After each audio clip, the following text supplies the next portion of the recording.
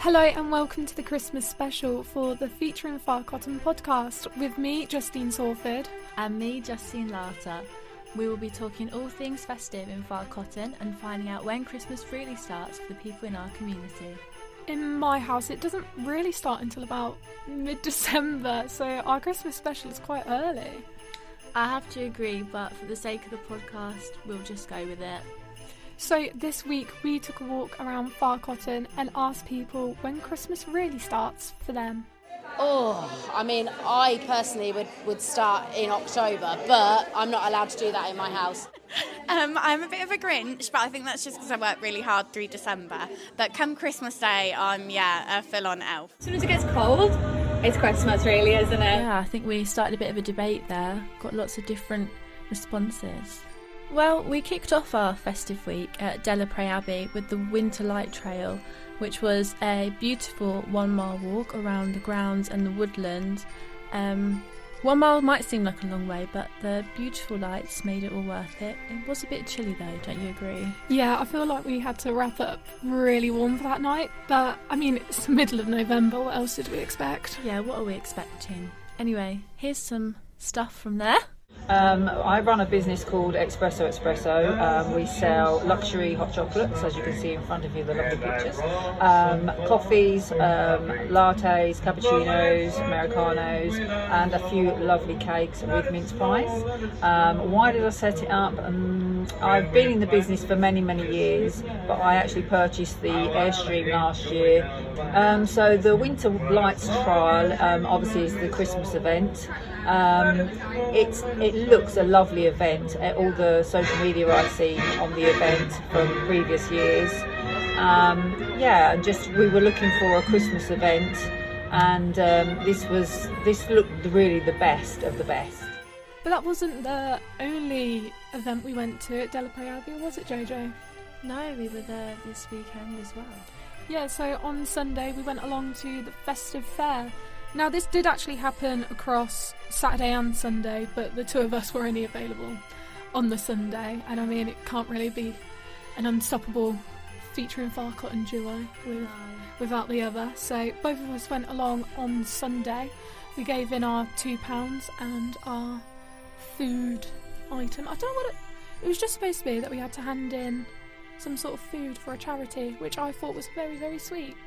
Yeah, it's different. It's not really like anything that we've seen before. No, and very progressive, modern. Yeah, and it's actually going to go somewhere. Yeah. So we're both very happy about that. Now there was a lot of gift stalls, weren't there?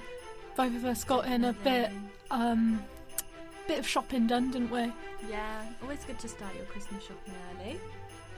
That was the only Christmas shopping I've done so far, so let's hope that no one in my family has heard that. But here's what we found from some of the vendors there and some of the people that ended up going along. So I'm Susie Wall, and I run a shop called Eden Wild, which is a florist, plant shop, and do all sorts of events and occasions. This time of year it's all about Christmas wreaths, so the next couple of weeks are really busy with Christmas wreaths and Christmas decoration.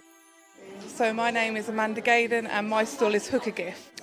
I try to do designs more towards the kids, because that's like my demographic is children. Children love all the plushies and things, so I try and find ones that are like more kid-friendly.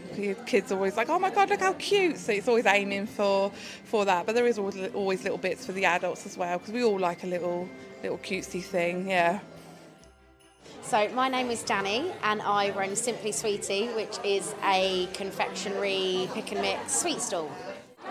So I'm here, this is my second year of coming to this event. I sell predominantly online, but then I do pop-ups throughout the year as well.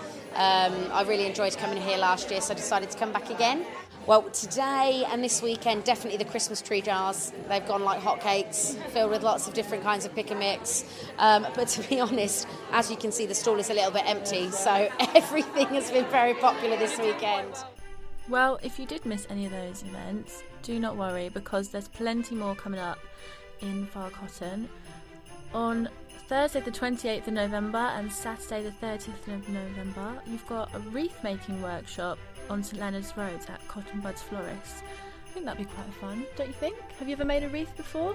No, I would like to say I'm a creative person, but when it comes to actually making something, I can't do it.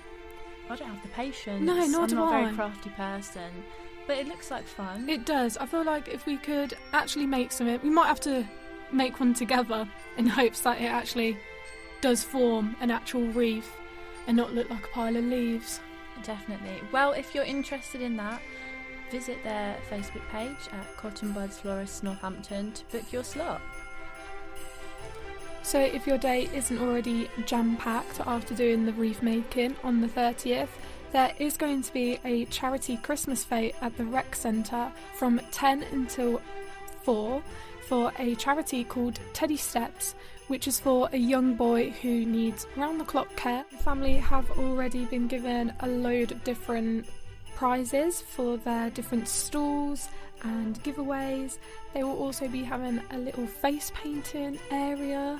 My go-to was always Spider-Man. I don't know about you, JJ. I mean, I usually just go for some flowers. You know, not a flower, but several flowers, you know. There'll also be a chance to meet Father Christmas himself. Very exciting. Yeah, who will be giving away different gifts to all the people there. I mean, I'm looking forward to it. I think last year's was quite a success, and I think everyone's looking forward to it, as am I. And moving on into December, less Christmassy, but you can still get some of your Christmas shopping done. We've got the Pre-Loved Market at the 13th Northampton Far Cotton Scout Group, which is at St Mary's Scout Hut in Far Cotton. Their scheme is the Love Before Teddies and Toys scheme. £1 an item, £1 entry. I don't think it's worth missing. I went to their last Pre-Loved Market earlier this month and it was good fun. I bought a dress, it's really nice actually.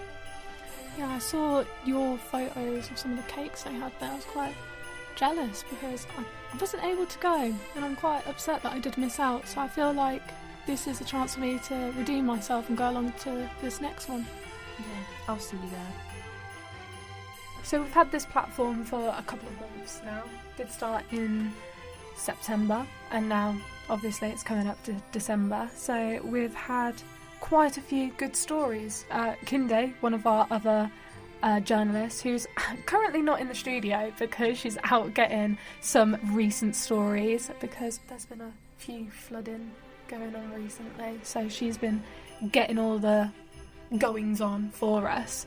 But JJ, I wanted to know what has been your favourite story that you've covered so far?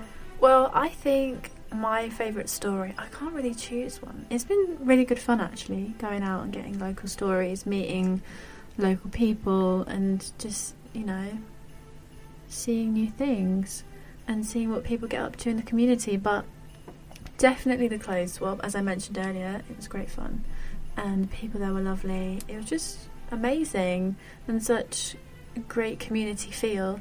And also the Black History Month story I did, which was really fun and educational, and everyone involved was again really lovely. And what would you say your favourite stories were? Mine's definitely been when we went to Briar Hill and we interviewed those lovely ladies at their coffee morning. Now I know it's not Far Cotton specific, but we got a bit of rivalry from them and obviously got a lovely little coffee out of it. That was very, very sweet of them. And the amount of just chattering we got done. After a while, it didn't feel like we were interviewing them, they were interviewing us. Or we were just having just a general catch-up, really. It felt so relaxed, so calm, that we genuinely forgot we were supposed to be going back to campus for our next lecture. So having stories like that definitely makes it all worthwhile, I think. Well, that's it from Justine. And Justine. Thank you for listening. If you've got this far, make sure to check out our website and our socials, which are linked in the description of this video. And have a very Merry Christmas. Bye bye.